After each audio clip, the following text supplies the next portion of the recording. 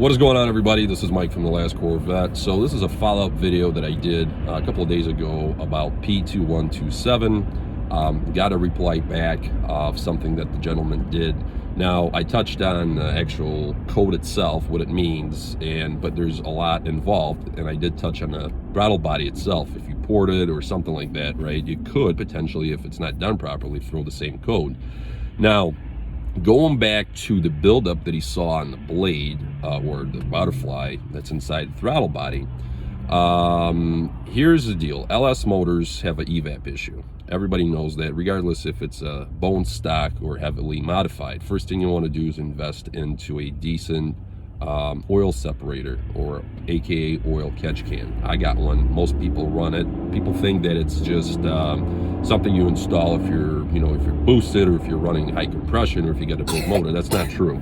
LS motors just have a really bad evap design. On LTs, they definitely improved it a lot, but still, you want to run oil catch can and separate the oil residue, everything that's heavy, away from your intake. Otherwise, it's going to end up on your blade. It's also going to end up in your intake manifold. It's going to end up in your ports and your heads and your valves, all over the place. Excuse me. So the proper way of doing is you never want to scrape the front of the blade. Okay, so if you remove your cold air intake, it doesn't matter what brand you got, you'll see the front of the throttle body.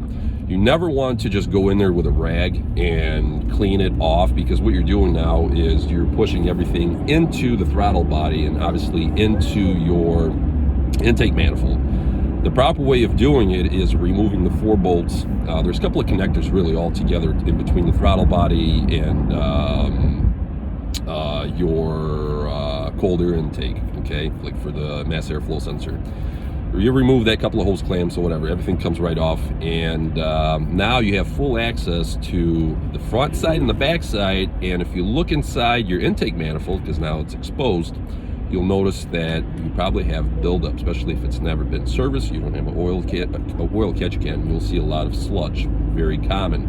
And no, you can't just go in there and clean it. You would have to actually take the intake manifold off, wash it out in the parts cleaner, dry it out, or replace it. But yes, to do it right, you have to remove it, clean both sides, dry it out. Also, check your O-ring that seals your throttle body to the intake manifold itself to make sure it's not squished, broken, or whatever. And you want to torque it to a right spec. That will go long ways. Now, of course, like I said in the beginning, installing the oil catch can once you clean it will make a huge difference going further.